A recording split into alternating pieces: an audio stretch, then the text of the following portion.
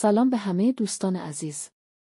امروز می‌خواهیم به یکی از شگفت‌انگیزترین و تاریخی‌ترین مکان‌های جهان سفر کنیم. تخت جمشید این مجموعه باستانی نمادی از شکوه و عظمت امپراتوری هخامنشی است و داستان‌های بیشماری را در دل خود جای داده است. اگر شما هم مثل من عاشق تاریخ و معماری هستید، این ویدیو را تا انتها دنبال کنید چون قرار است با هم به اعماق تاریخ برویم و رازهای این بنای خارق‌العاده را کشف کنیم.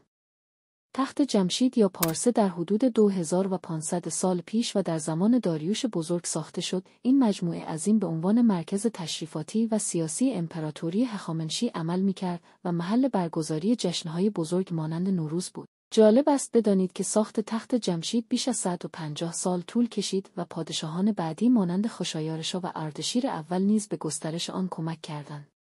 یکی از چیزهایی که تخت جمشید را منحصر به فرد می‌کند معماری خارق‌العاده آن است. این مجموعه شامل کاخهای عظیم، تالارهای ستوندار و پلکان‌های باشکوه است که با نقوش برجسته و کتیبه‌های زیبا تزیین شده‌اند. ستون‌های بلند و ظریف تخت جمشید نشان‌دهنده مهارت فوق‌العاده معماران هخامنشی است. آیا می‌دانستید که برخی از این ستون‌ها بیش از 20 متر ارتفاع دارند؟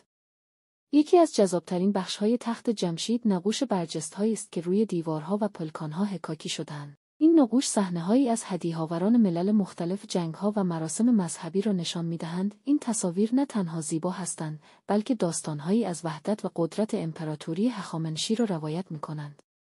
تخت جمشید پر از رازها و افسانه‌هاست. یکی از بزرگترین سوالات این است که چرا اسکندر مقدونی این شهر را به آتش کشید؟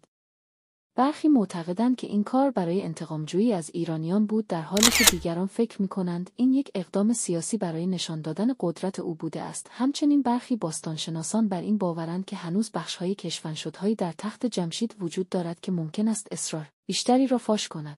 اگر قصد دارید از تخت جمشید دیدن کنید، بهترین زمان برای بازدید فصل بهار یا پاییز است، چون هوا معتدل و مطبوع است. حتما از کاخ آپادانا، دروازه ملل و تالار 100 ستون دیدن کنید. همچنین موزه تخت جمشید را فراموش نکنید، چون اشیاء تاریخی جالبی در آن نگهداری می شود.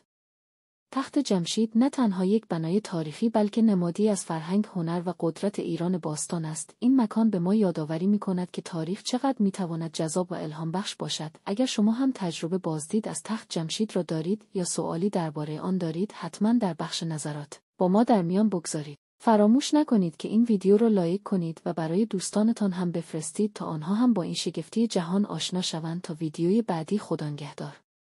اگه دوست دارین از این جور ویدیوها ببینید، ما رو دنبال کنید.